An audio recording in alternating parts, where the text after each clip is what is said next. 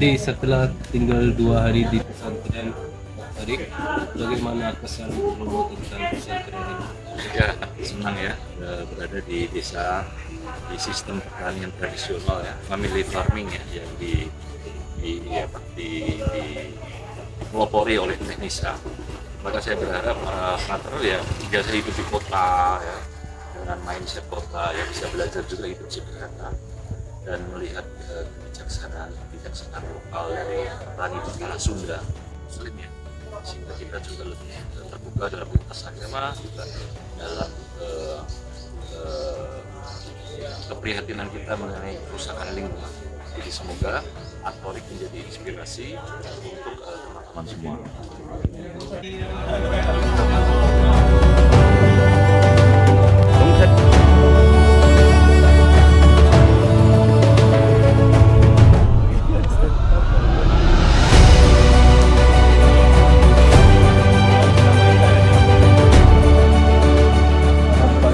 Selamat pagi, Aman. Hari ini kita bersama Umi Nisak yang pendiri dari pesantren At-Tarik. Ya. Jadi hari ini kita akan mendengar cerita singkat dari pesantren ini dari Umi Nisak yang menjadi pemimpin dan pendiri dari pesantren ini yang luar biasa. Jadi Ibu Nisak, apa semangat dasarnya dari pesantren ini? Pesantren ekologi Atorik itu berdasarkan kegelisahan dan kekhawatiran. Jadi galau ya, setiap hari galau, setiap hari nggak jelas, nggak fokus begitu ya, karena kami melihat begitu banyak kerusakan di mana-mana. Sementara pesantren Atorik harus mengambil sikap di dalam kegelisahan ini. Jadi maksudnya bukan pesantren Atoriknya, individu yang mendirikan pesantren Atorik. Kemudian berangkat dari kegelisahan itu, maka berdirilah Atorik. Mengambil begitu banyak peserta pendidikan, santri, rombongan belajar, untuk sama-sama belajar bagaimana cara membangun green Islam yang sebenarnya. Jadi tahun berapa pesantren ini dibangun? Ini berdiri tahun 2008 setelah saya mendirikan Serikat Petani Pasundan pada tahun 90-an. Jadi pada waktu itu saya mengorganisir petani-petani yang berkonflik agraria. Jadi pertarungan antara penguasa, baik itu swasta maupun BUMN maupun negara, untuk mengambil alih lahan-lahan garapan yang sudah tidak ber-HGU atau hak guna usaha. Nah, hak guna usaha ini kemudian menjadi status quo, bisa diajukan oleh pengusaha, bisa diajukan oleh rakyat. Saya mendampingi petani-petani untuk melakukan mengambil hak-hak sebagai warga negara. Nah, kemudian setelah itu ada kegelisahan selanjutnya, maka saya resign dari Serikat Petani Pasundan. Kegelisahan, kok petani ini gagal terus ya bertaninya begitu. Maka kemudian kami membangun satu konsep pertanian berbasis agroekologi. Terima kasih, cerita yang luar biasa. Jadi saya merasa bahwa pesantren ini unik dan tidak ada banyak pesantren yang punya model seperti ini. Jadi apakah ada pesantren kayak gini di Indonesia yang lain atau? Tentu saja pasti ada, tapi hanya beberapa saja. Hanya beberapa. Mungkin basisnya memang tidak agroekologi begitu, tapi mereka memakai pesantren berbasis pertanian, tidak alami atau alami juga mungkin ada. Kita bisa melihat dari beberapa pesantren yang menerima kalpataru, tapi basisnya adalah pertanian lingkungan juga ada, tapi tidak banyak. Bisa dihitung dengan jari, Aman. Oke, jadi tidak banyak ya pesantren ini. Salah satu dari sedikit pesantren yang ada di Indonesia. Jumlah pesantren di Indonesia tuh ada 40.000. Hampir 40.000 menurut Kemenak. Jadi satu pertanyaan tadi, Ya. bagaimana Umi Nisa melihat masa depan dari pesantren ini? Saya pikir pesantren harus membangun jejaring lebih banyak lagi untuk menyelamatkan. Yang diselamatkan bukan atoriknya, tapi yang diselamatkan adalah konsep dan gagasan dari atorik itu sendiri. Jadi pekerjaan saya saat ini harus pergi ke sana kemari itu untuk menguatkan konsep dan gagasan atorik supaya bisa diterima oleh masyarakat. Begitu Aman. Terima kasih. Apa pesan Ibu Nisa ke Indonesia? Bonus demografi Indonesia itu sangat banyak sekali ya, anak-anak muda.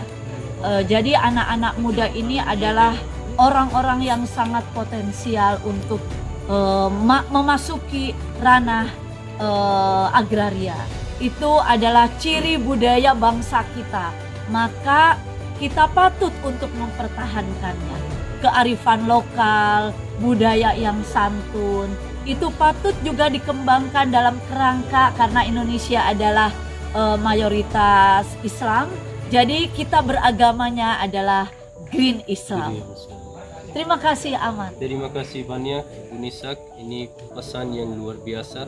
Jadi terima kasih untuk hari ini. Selanjutnya kita akan ambil sedikit tour dari pesantren ini.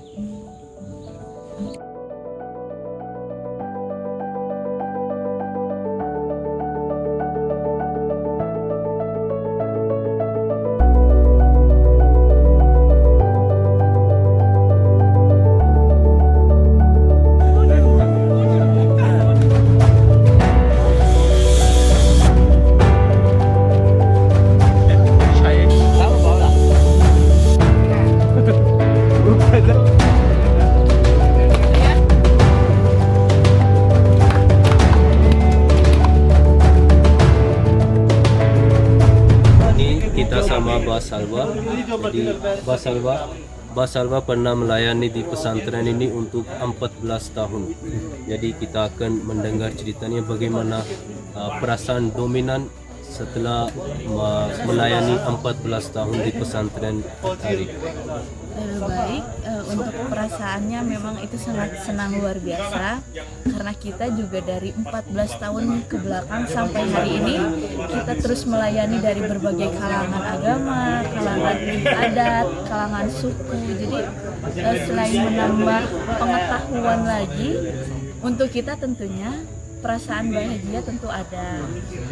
Selain itu kita juga dapat mempunyai pengalaman yang beragam tentang mengenal banyak orang, tentang mengenal banyak agama, banyak suku dan sebagainya.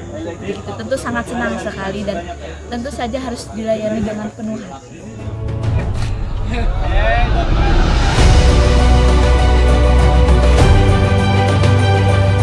Pesan saya pribadi ketika saya tinggal ataupun berdinamika begitu ya di tempat ini, itu ya saya merasa segar dengan segala udara yang segar, dengan segala kehijauannya, karena saya juga hidup di Jakarta yang penuh dengan polusi.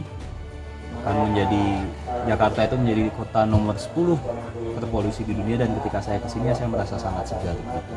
Itu yang pertama. Yang kedua, saya juga menyadari bahwa banyak hal dari alam yang bisa kita manfaatkan. Kita tidak perlu membeli sebenarnya gitu ya. Depan rumah saya yang dulu tuh ada banyak kelapa, dan ternyata saya baru tahu dari buah kelapa itu sendiri kita bisa membuat mangkok, kita bisa membuat sapu lidi. Tapi ya saya tidak pernah memanfaatkan itu karena saya tidak tahu. Dan di sini saya menjadi tahu gitu. Daripada itu hanya dibuang, hanya menjadi sampah, ternyata itu bisa bermanfaat. Itu impresi kedua saya. Impresi ketiga saya merasa selain soal ekologi, saya belajar banyak soal dialog interreligius. Bagaimana saya mau berbagi, mau terbuka, mau sharing dengan teman-teman pesantren di sini. teman-teman santri di sini. Dan saya merasa banyak kesamaan dalam tanda kutip, bahwa banyak nilai yang sama antara agama saya dengan mereka. Lalu kemudian untuk apa kita berperang, untuk apa kita kemudian berdebat, padahal ya banyak nilai yang sama walaupun secara praktiknya berbeda, tapi nilai-nilai yang kita junjung itu sama. Itu yang saya pelajari gitu ya. Untuk apa kita berdebat, untuk apa kita ini moderasi beragama, saya belajar hal itu di tempat ini gitu ya. Bagaimana saya bisa melihat ternyata nilai-nilai di Islam, nilai-nilai di Katolik itu sama.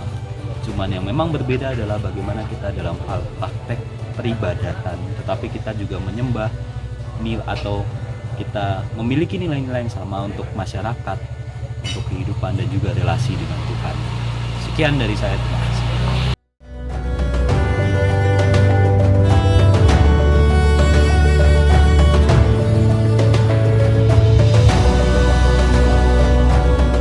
Selamat siang Romo Tarno.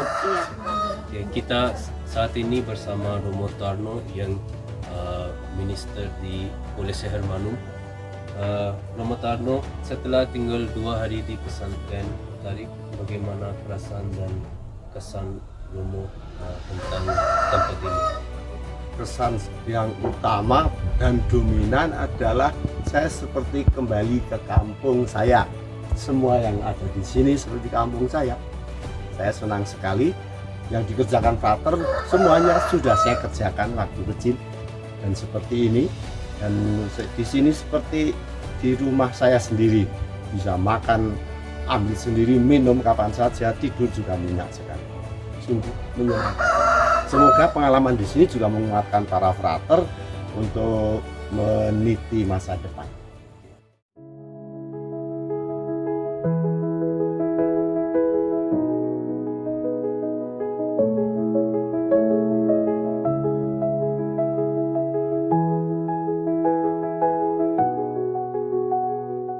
Kita sekarang ini bersama Frater Sisko yang dari Myanmar. Frater Sisko, bagaimana perasaanmu saat ini di pesantren Tarik? Itu saya merasa senang sekali.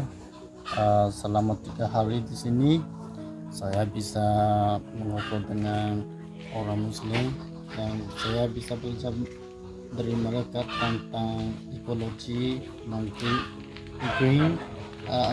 green Islam.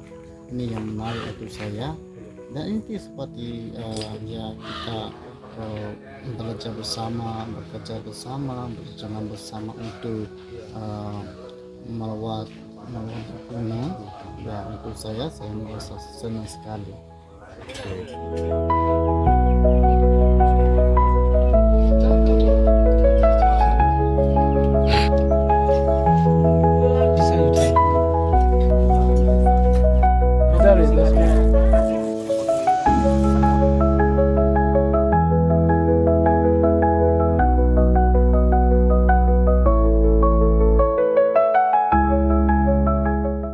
Lagi sarapan ya? Iya. Oke, jadi bagaimana kesan kamu tentang pesantren ini? Pesantren ini sangat bagus, sangat luar biasa. Saya bisa tidur nyenyak, suasananya asri, dingin, sejuk. Lalu saya bisa banyak belajar di sini tentang ekologi.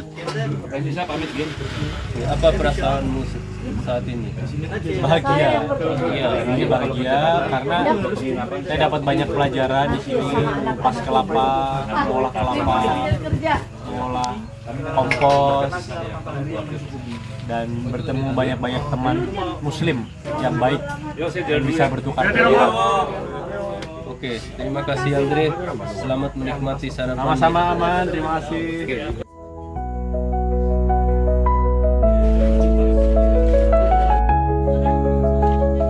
Oke, ini teman kita dari Thailand, Frater Jun. Ya, Frater Jun. Oke, Frater Jun, bagaimana perasaan Anda sekarang ini setelah tinggal 2 hari di pesantren ini?